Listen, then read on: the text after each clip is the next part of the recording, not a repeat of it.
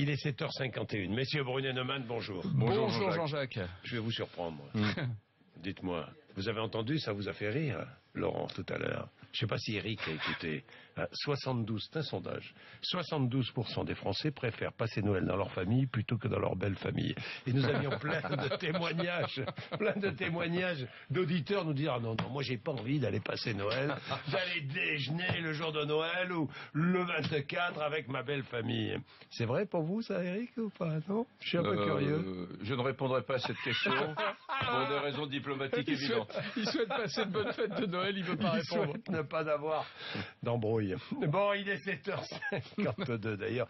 Les auditeurs vont continuer à appeler 3216rmc.fr. Alors, un sujet beaucoup plus sérieux qui vous occupe, messieurs. Il s'agit de ces dividendes versés par les entreprises du CAC 40 pour l'année 2014. Ça va atteindre 40 milliards d'euros. 39, je crois. C'est ça, 39 milliards d'euros.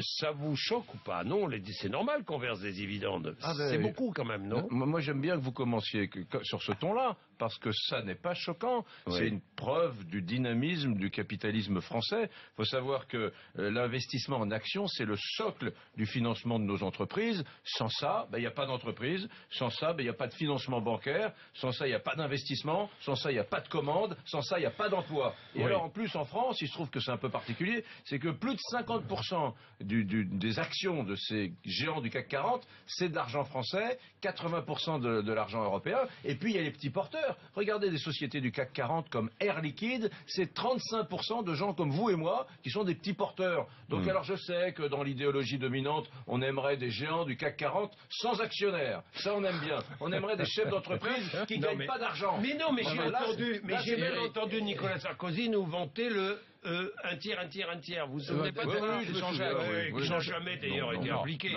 Jean-Jacques, ce que vient de dire Eric est l'exacte vérité, mais on n'est pas obligé de réfléchir à un seul degré, on peut aller un tout petit peu plus loin. La crise a commencé aux États-Unis en 2007, elle a rejoint l'Europe en 2008. Depuis 2008, les sociétés du CAC 40, les grandes entreprises, ont continué à verser autant de dividendes quasiment qu'avant la crise. Donc on est obligé de s'interroger. Pourquoi, alors que la croissance est pratiquement à zéro?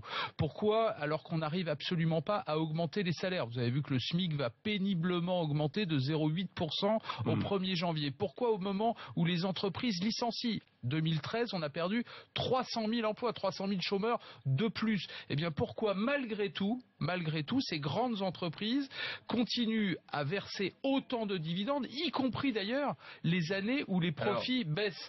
Et cette question-là, on est obligé de se la poser, ce qui tendrait à signifier que pour les actionnaires, il n'y a pas de crise, puisque quel que soit l'état de l'économie, les dividendes ne bougent pas. Cette question-là, on est obligé de se la poser. Eric, alors, oui et non. D'abord, ils ont un tout petit peu baissé cette année quand même. Oui, légèrement. 0,5 ou 0,8%. Non, parce que les actionnaires pensaient que ça augmenterait. Donc ça s'est stabilisé, ça a un peu baissé. Ensuite, mais c'est précisément dans la crise que ces géants du CAC 40 doivent se repositionner, aller conquérir de nouveaux marchés dans les pays émergents.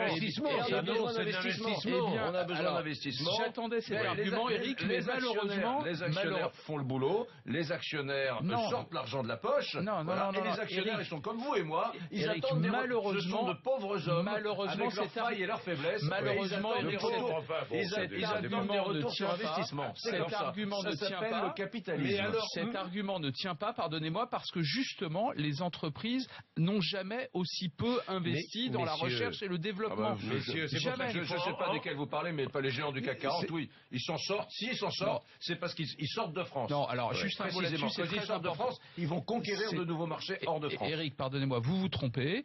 En ce moment, les entreprises ont fait le choix de ne pas ou de peu investir. Elles préfèrent, avec l'argent qu'elles gagnent, et elles en gagnent, c'est 40 grandes entreprises, elles font de la trésorerie, elles réduisent leurs dettes, elles renflouent leurs fonds propres. Mais moi, justement, vous parlez de qui? Michelin, Vinci? Non, ce sont des entreprises qui ont des stratégies à l'étranger. Bon, alors attendez, messieurs, je voudrais quand même, c'est l'opportunité aussi de développer la partie participation salariale et l'actionnariat salarial. Hein, j'ai vu que d'ailleurs dans le projet de loi Macron, c'est peut-être l'un des sujets dont on a le moins parlé, qui est peut-être le plus intéressant. Alors, du très projet important, de loi. ça c'est un sujet fondamental. D'abord, en France, il y a 4 millions d'actionnaires salariés.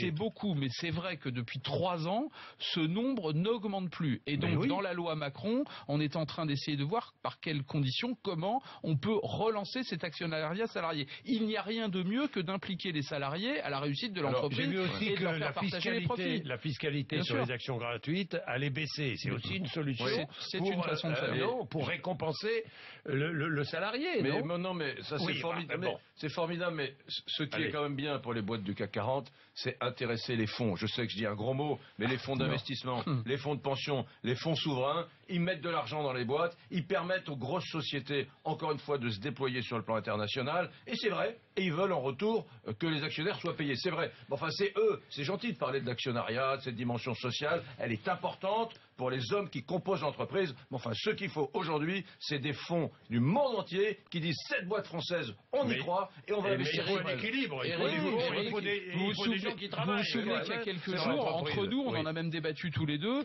la question se posait de savoir si le CICE, les baisses de charges, etc., allaient profiter à l'emploi, à l'investissement. On se rend compte que malgré ces baisses de charges, les dividendes ne baissent pas, d'où les interrogations de certains. Bien, merci, 7h58.